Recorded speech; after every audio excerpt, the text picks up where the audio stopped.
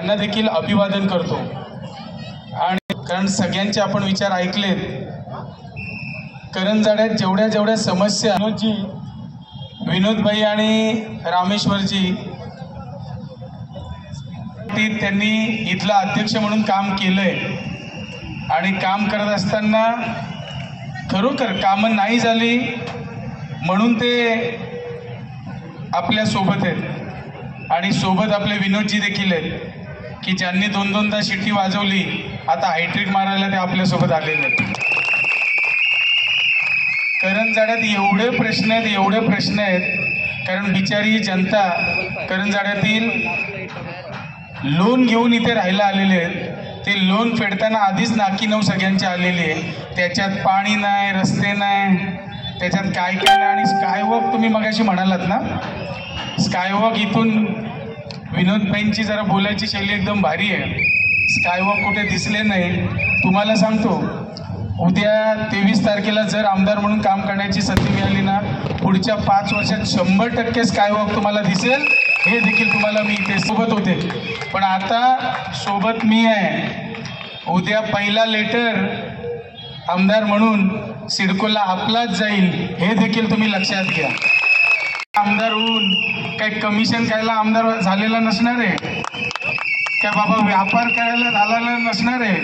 तुम्ही लक्षात घ्या, ज्या मूलभूत गरजा आहेत त्या आपल्याला 100% सोडवायच्या आहेत। त्याच्यामुळे इथे आलेले रहिवासी काय मागतात हो तुमच्याकडनं, किंवा इथे विद्यमान आमदार कधी आले हो? आज तुम्ही हात जोडायची पण परिस्थिती आली नसती जर तुम्ही इथे लोकांमध्ये कधीतरी 2-3 महिन्यातून एकदा मीटिंग घेतली असती। काय प्रश्न आहेत, काय बाबा तुमची गरज आहे, किंवा त्यांना कुठल्या मेन कमिटीला बोलून बाबा कधी सिडकोत गेले। हा आता पनवेलचा ब्रिज, त्यावेळी पहिले जुना ब्रिज जो कोळीवाड्याच्या समोर आहे ना, जुना ब्रिज हा शेतकरी कामगार पक्षाच्या काळात विवेक पाटील साहेबांनी त्यावेळी नवीन बांधला। आज जो जुना ब्रिज आहे तो बांधायचं काम, नुसत्या मोठ्या मोठ्या गोष्टी, माझ्या आदिवासी बांधवांचा प्रश्न, त्यांच्या झोपडपट्टी, त्यांच्या घरांचा प्रश्न, पुनर्विकास, नुसत्या गोष्टी करायच्या। त्यांच्या पुस्तकांमध्ये ही पानं एवढी छापायची आणि त्या पुस्तकांमध्ये तुम्ही बघा नीट, 2019ला पण तेच आहे सगळं आणि 2024ला पण तेच आहे। म्हणजे पुस्तकं फक्त कॉपी पेस्ट झालेत, थोडेफार मुद्दे आणि शब्दरचना बदलली आहे। तुम्हाला कामच करायची नसतील तर तुम्ही कशाला इथे येत आहे? फक्त करंजाडेवासीवाल्यांना मी एकच सांगतो की तुम्ही ज्या पद्धतीनं आता त्यांना निवडून या एक टर्म त्यांना आणि एक आधीची टर्म शिवसेनेला निवडून दिलं, एकदा विश्वास माझ्यावर टाका। त्या विश्वासाचं तुम्हाला सांगतो सोनं केल्याशिवाय मी 100% स्वस्थ बसणार नाही। ज्या पद्धतीनं तरुण वर्ग आहे सोबत आहे, तुम्ही बघाल इथे तरुणांची संख्या ज्या पद्धतीनं सोबत आहे, कुठेतरी त्यांना एक माझ्याकडनं एक अपेक्षा आहे असं मला त्यांच्या डोळ्यातून त्यांच्या चेहऱ्यावरनं जाणवतंय। खरं संधी मिळाली तर ही अपेक्षा देखील तुमची भंग होऊ देणार नाही, हे देखील मी तुम्हाला सांगतो। इथे वस्ती आज 1.5 लाख लोकांची वस्ती, या वस्तीमध्ये काय काय पाहिजे? अद्ययावत स्मशानभूमी पाहिजे, गार्डन पाहिजे, रस्ते पाहिजे, तुमचे वॅकंट प्लॉट, एक तिथे काहीतरी सुविधा पाहिजे। कसलं काय नाही, तुम्ही स्मशानभूमी तरी अद्ययावत आहे का? जी स्मशानभूमी जुनी आहे ती रामेश्वर आंग्रे जेव्हा सरपंच होते त्यांनी बांधलेली आहे। आता एवढी लोकसंख्या वाढली आहे, यांच्या मॅनिफेस्टोमध्ये तुम्ही आत्ताच्या बघा की आम्ही बांधली म्हणून दिले, कुठे ती शोधायला जायला लागेल। म्हणजे या खोटारड्या गोष्टी देत आहेत, मला कळत नाही की बाबा हे नक्की काय। आज सार्वजनिक शौचालय आहे का हो करंजाडेमध्ये? सांगा मला, कुठे असेल तर सांगा मला। इथे बाजारपेठ आहे, इथे सगळी एवढी मोठी वस्ती आहे, कॉमन टॉयलेट नाही बांधू शकत? हे काय कामं तुम्ही 6-6 हजार कोटी आणले? हे पलीकडच्या रस्त्याला रेल्वे क्रॉसिंग करतो, अंडरपासची मागणी नको का? 2-3 ठिकाणी, मिनिमम 2 ठिकाणी तर पाहिजे। त्या बाजूला जायला अंडरपास पाहिजे, हे कोण करेल? ते सांगतात पलीकडच्या रस्त्याचा NHAचा ब्रिज आम्ही आणला। हे मोठे मोठे JNPTचे रस्ते, तुम्ही आमदार नसते तरी ते रस्ते झाले असते, ते का तुमच्यावर थांबले नसते रस्ते व्हायचे? उद्या सांगाल JNPT पोर्ट आम्ही आणला, अटल सेतू आम्ही आणला, आम्ही एअरपोर्ट पण बाबा तुम्हीच आणलं। म्हणजे जे नागरिकांना, आता नागरिक सगळे सुज्ञ नागरिक झालेत, माझे आदिवासी बांधव देखील आत्ताच तुम्ही बघितलं इथे बोलत होतात, आमच्या घरांचा प्रश्न मांडा.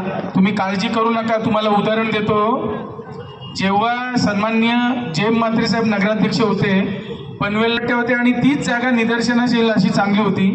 आमदार विवेक पाटील साहेबांनी कर्नाळा चॅरिटेबल ट्रस्ट मार्फत 35 झोपडपट्ट्या पलीकडे स्वतःच्या खर्चाने बांधून द्या आणि मग ते बाबासाहेबांचा तिथे पुतळा उभा राहिला. जे स्वच्छता पाहिजे, टॉयलेट पाहिजे, कॉमन टॉयलेट पाहिजे किंवा आमच्या आदिवासी बांधवांची घरं झालेली पाहिजे. आम्हाला बाकी तुमच्याकडून काही नको, पण तुम्हाला एक सांगतो, तुम्ही नीट विचार करा. या सगळ्या गोष्टी, इथे पाण्याचा प्रश्न किती सगळ्यांनी घेतला म्हणून मी जास्त त्याच्यावर भर नाही दिला, परंतु पहिले रामेश्वर आंग्रे सरपंच होते तेव्हा पाण्याचा प्रश्न एवढा होता का? मला खरं सांगा तुम्ही. नाही, खरं सांगा. थोडाफार शटडाऊन असेल मी मान्य करतो, पण पाण्याचा प्रश्न जास्त नव्हता. आज पाण्याचा प्रश्न एवढा झाला आहे. काय असं झालं? काय हे सरपंचांचा इथलं लक्ष आहे का? तुम्ही सांगा ना. तुम्ही विचार करा, जेव्हा मोरबे डॅम झाला तिथून लाईन जेव्हा नवी मुंबईला गेली तेव्हा सुखापूरमधनं गेली, मधून अशा लाईन गेल्या. तुम्ही सुखापूरला आत्ता कोण तुमच्या ओळखीचं असेल तर विचारा, तिथे धोधो पाणी असतो का? तर आपण त्या मोरबे डॅमवरनं लाईन या सुखापूर ग्रामपंचायतसाठी आपण घेतली. करंजाडेवासी यांना की आपण विश्वास ठेवा. या विश्वासाला खरोखर तुमच्या ज्या ज्या गोष्टी आहेत, मी काय इथे इलेक्शन आलंय म्हणून मत मागायचंय म्हणून खोटं बोलतोय किंवा रेटून बोलतोय, हे माझा धंदा नाही आहे. किंवा मला खोटं बोलून मतं घ्यायचे अजिबात नाही आहे. आम्ही काय केलंय त्या केल्याच्या जोरावर सगळं बोलतोय. मी तुम्हाला सुखापूरचं उदाहरण दिलं पाण्यासाठी. इथे हे 100% याला काहीतरी तुम्हाला त्यातली अक्कल लागते. पैशाच्या जोरावर, धनशक्तीच्या जोरावर सगळं जिंकता येतं. पण जी चूक करंजाडेवासियांनी आता केले, आणि मला वाटतं जी चूक केले त्याचे सर्व कर्ते धरता आमच्या स्टेजवरच आहेत. ज्यांनी निवडून दिलं, खरोखर त्यांनी विश्वासाने निवडून दिलं की बाबा काम करेल, चला. म्हणजे मला काय कळतच नाही काय करतायत. साधे प्रश्न काय, म्हणजे कधी होडीत बसायचं तरी माहिती की नाही मला माहीत नाही. यांना छोट्या होडीत बसवलं तर यांचा तोलच जाईल वाटतं, अशी परिस्थिती. तुम्ही रेस लावा तिघांची छोट्या होडीत, प्रीतम म्हात्रे, मनोहर भोईर आणि महेश बलदी, बघा कोण पडतो का कोण उभा राहतोय. मी तुम्हाला सांगतो, अहो यांना माहिती पाहिजे हो. या छोट्या होडीत निवट्या पकडतात का काय पकडतात त्यांना काय माहिती. सगळं या सगळ्या गोष्टी आहेत. आदिवासी बांधवांना पण मी तुम्हाला एकदम जाणीवपूर्वक सांगतो, एकदम विश्वासाने सांगतो, तुम्ही शेतकरी कामगार पक्ष आणि खास करून आमच्या तरुणांवर विश्वास ठेवा. तुमचा प्रश्न 100% मार्गी लागल्याशिवाय राहणार नाही, हे देखील तुम्हाला सांगतो. या सगळ्या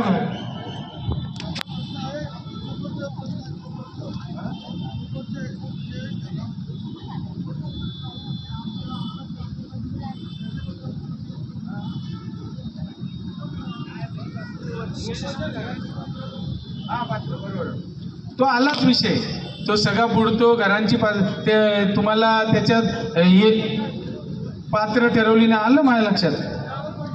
100% तुम्हाला सांगतो. याच्यासाठी बघा ना तुम्ही, काही डबल फ्लोअरची घरं आहेत त्यांना पात्र नाही. हे सगळे विषय आहेत. तुम्ही घाबरू नका. आता हा कोण बाहेरचा नाही आहे, हा तुमच्या आधी मंजूर, मला माहिती आहे सगळं. आधी मंजूर करून नंतर ते अपात्र ठरवलं, सगळं माहिती आहे. तुम्हाला सांगतो ज्या समोर होणार हे तुम्ही लक्षात घ्या. 100% तिथे जाऊ आणि 100% पॉझिटिव्ह निकाल येण्यासाठी आपण प्रयत्न करू, हे देखील तुम्हाला सांगतो. आणि पुन्हा एकदा, येत्या आपण मतदानाला जाल, मतदानाला जाताना EVM मशीनवर, बॅलेट पेपरवर तुम्ही 6 नंबरला प्रीतम JM म्हात्रे असं नाव असणार आहे. त्याच्या पुढे शिट्टी ही निशाणी असणार आहे. आणि या शिट्टी या निशाणीच्या पुढचं बटन दाबून प्रचंड बहुमताने आपण मला विजयी करावं अशी विनंती करतो. आणि तुम्हाला सांगतो, आता प्रीतम म्हात्रे येणार आहे, त्यामुळे चिंता करू नका, एवढंच सांगतो आणि थांबतो. जय हिंद, जय महाराष्ट्र.